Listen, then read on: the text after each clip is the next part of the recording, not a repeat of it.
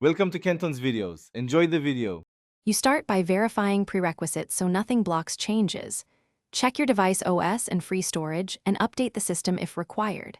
Then, open Settings and go straight to Background App Refresh. Toggle the master switch if it's off, because apps won't refresh otherwise.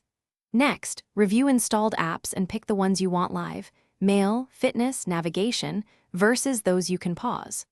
Once done, you're ready to change per app settings to balance battery and data. Now adjust per app behavior so background refresh matches actual needs. You tap an app and select off, Wi-Fi only, or Wi-Fi and cellular depending on how critical live updates are. For messaging, navigation, and health apps, keep refresh allowed. They provide timely info. For games, utilities, or rarely used apps, switch background refresh off to save battery and reduce data use. Make these changes deliberately because they directly affect battery life and app responsiveness during your normal workflow. Finish by restarting your device so the system fully applies the new background rules. This clears lingering processes and caches.